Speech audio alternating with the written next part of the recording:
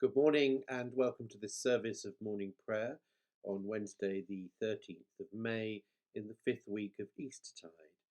We return this morning to this rather charming but eccentric publication called Daily Prayers for Welsh Churchpeople for our service this morning, and the readings will be Psalm 30, Numbers chapter 12, and the Gospel according to St. Luke, chapter 5, verses 12 to 26. In the name of the Father, and of the Son, and of the Holy Spirit. Amen.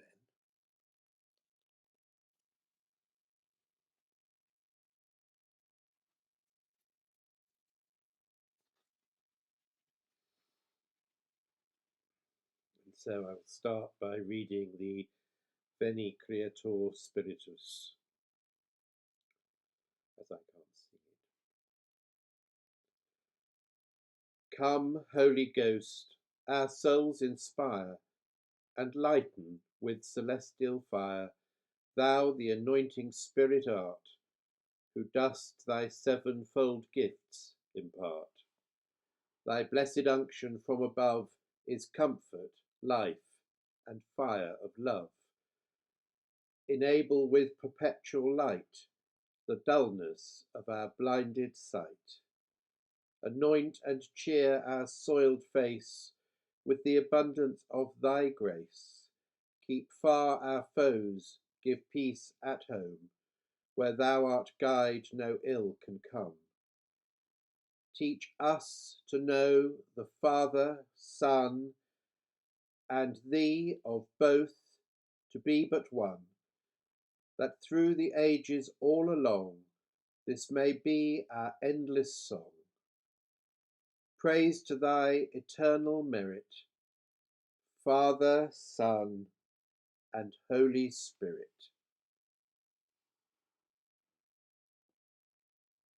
And an opening sentence from Galatians. The fruit of the Spirit is love, joy, peace, long-suffering, kindness, goodness, faithfulness, meekness, self-control.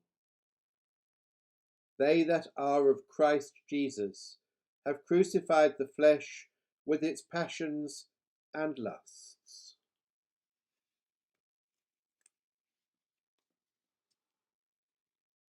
And so to a prayer of thanksgiving.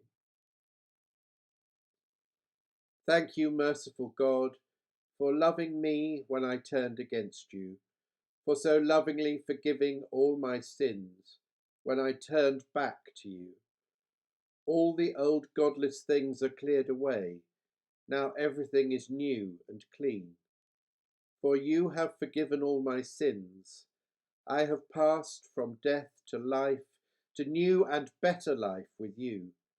For you have said to me through your priest, be happy. All your sins are forgiven. And we turn now to today's readings, starting with Psalm 30. I will extol you, O Lord, for you have drawn me up and did not let my foes rejoice over me. O Lord my God, I cried to you for help, and you have healed me.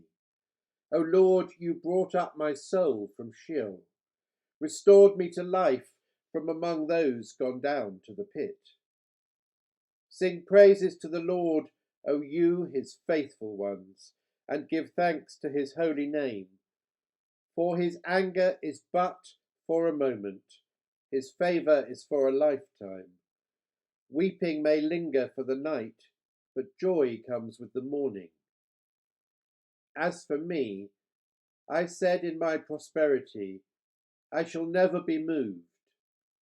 By your favour, O Lord, you have established me as strong.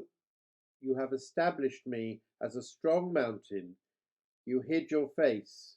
I was dismayed. To you, O Lord, I cried, and to the Lord I made supplication. What profit is there in my death if I go down to the pit? Will the dust praise you? Will it tell of your faithfulness? Hear, O Lord, and be gracious to me. O Lord, be my helper.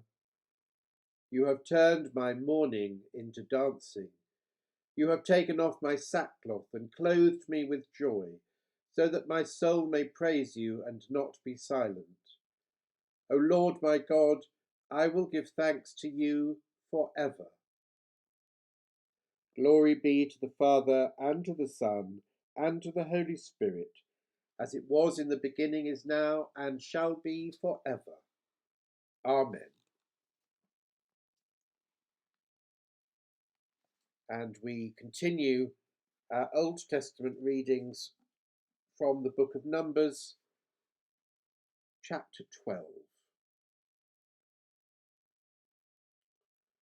While they were at Hazeroth, Miriam and Aaron spoke against Moses because of the Cushite woman whom he had married, for he had indeed married a Cushite woman.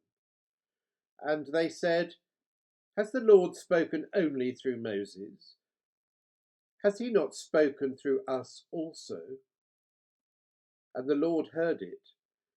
Now the man Moses was very humble, more so than anyone else on the face of the earth. Suddenly the Lord said to Moses, Aaron, and Miriam, "Come out, you three, to the tent of meeting." So the three of them came out. Then the Lord came down in a pillar of cloud and stood at the entrance of the tent, and called Aaron and Miriam, and they both came forward. And he said, "Hear my words. When there are prophets among you, I, the Lord, make myself known to them in visions. I speak to them in dreams. Not so with my servant Moses. He is entrusted with all my house. With him I speak face to face, clearly, not in riddles, and he beholds the form of the Lord. Why then were you not afraid to speak against my servant Moses?" And the anger of the Lord was kindled against them, and he departed. When the cloud went away from over the tent, Miriam had become leprous, as white as snow, and Aaron turned towards Miriam and saw that she was leprous. Then Aaron said to Moses, "O my Lord, do not punish us for a sin that we have so foolishly committed. Do not let her be like one stillborn, whose flesh is half consumed when it comes out of its mother's womb."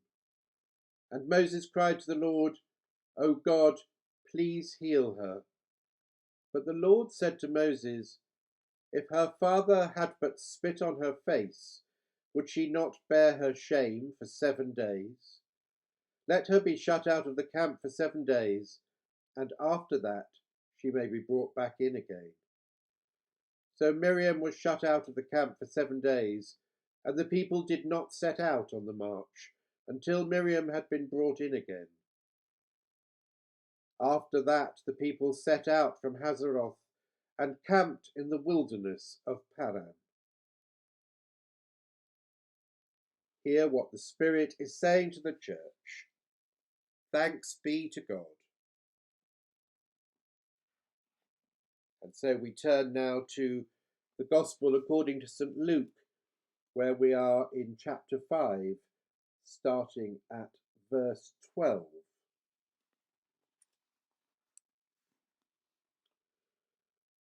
Once, when Jesus was in one of the cities, there was a man covered with leprosy. When he saw Jesus, he bowed with his face to the ground and begged him, "Lord, if you choose, you can make me clean." Then Jesus stretched out his hand and touched him and said, "I do choose. Be made clean." Immediately the leprosy left him. And he ordered him to tell no one. "Go," he said, "and show yourself to the priest, and as Moses commanded, make an offering for your cleansing for a testimony to them." But now more than ever the word about Jesus spread abroad. Many crowds would gather to hear him and to be cured of their diseases. But he would withdraw to deserted places and pray. One day, while he was teaching, Pharisees and teachers of the law were sitting near by.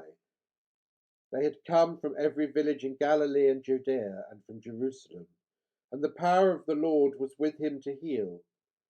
Just then, some men came carrying a paralyzed man on a bed. They were trying to bring him in and to lay him before Jesus, but finding no way to bring him in because of the crowd, they went up on the roof and let him down in his bed through the tiles in the middle of the crowd in front of Jesus. When he saw their faith, he said, "Friend, your sins are forgiven you." Then the scribes and the Pharisees began to question, "Who is this who is speaking blasphemies? Who can forgive sins but God alone?" When Jesus perceived their questionings, he answered them, "Why do you raise such questions in your hearts?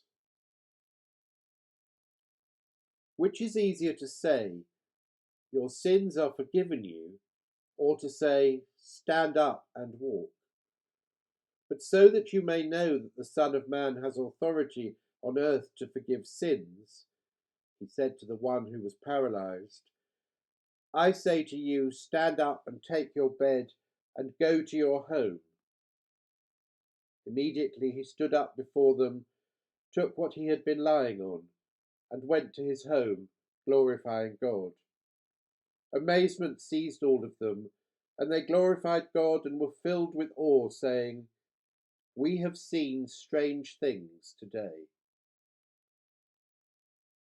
This is the word of the Lord. Thanks be to God.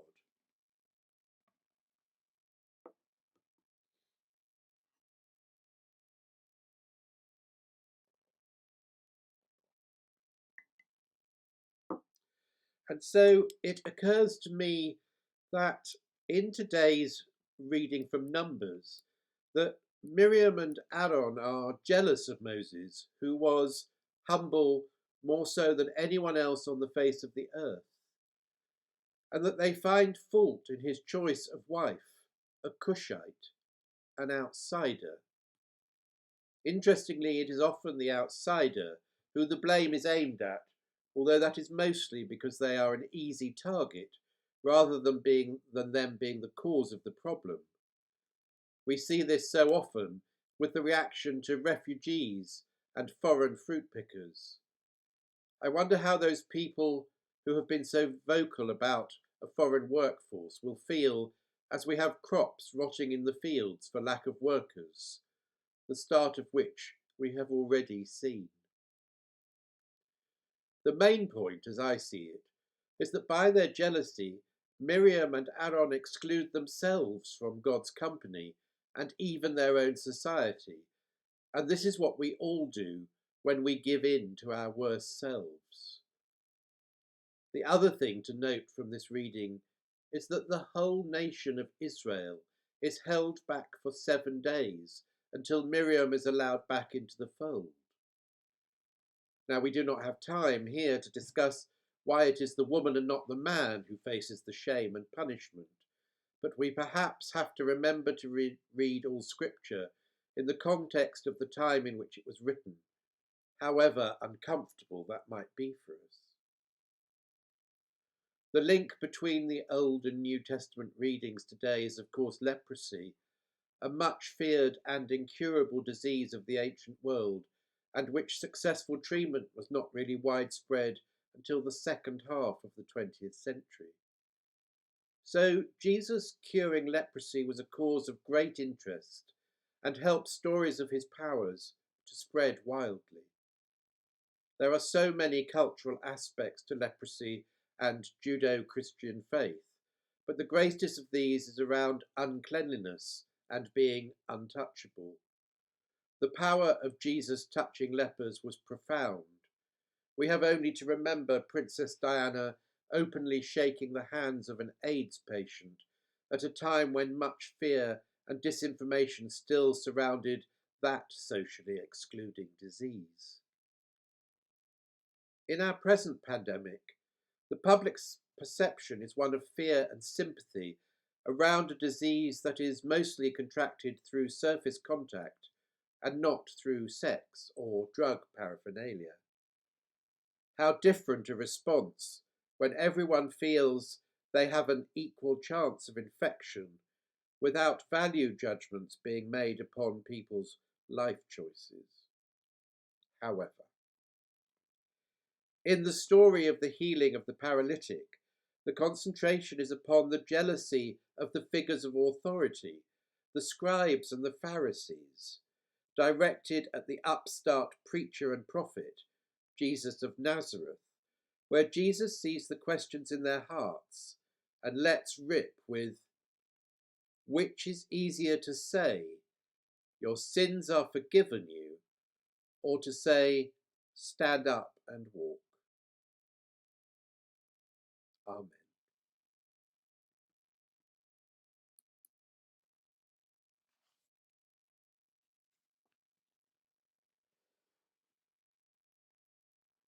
And so we continue. Holy Spirit, remake me in all my ways, outwardly and inwardly, like Christ. May his likeness be in my faith, not for my own pride, glory, or vanity, but so that others can see what the loving presence of Christ can do when he is received into the heart of a sinner like me. May Christ be real to others through me. Amen. Come, Holy Spirit, fill the hearts of your faithful people and kindle in us the fire of your love.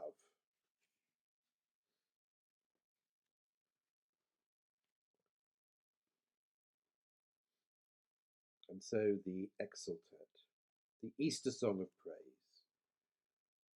Rejoice, heavenly powers, sing, choirs of angels, exult, all creation around God's throne.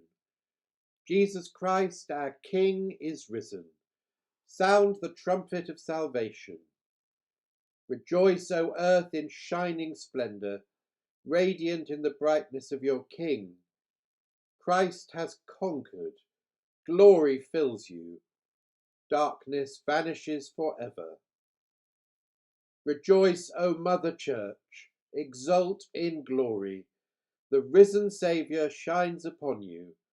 Let this place resound with joy, echoing the mighty song of all God's people.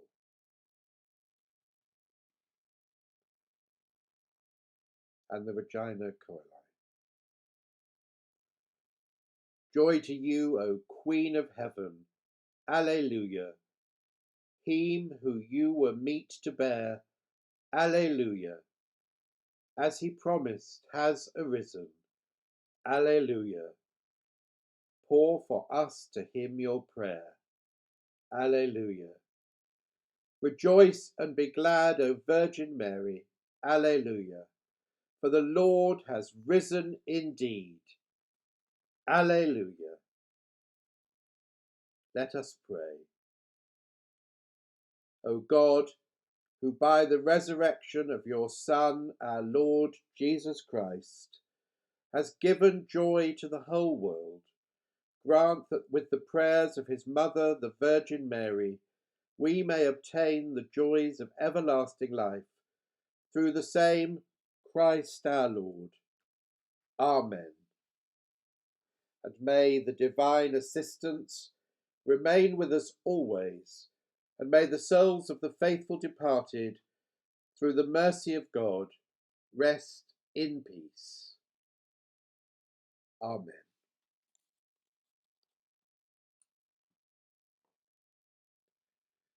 God bless and stay safe.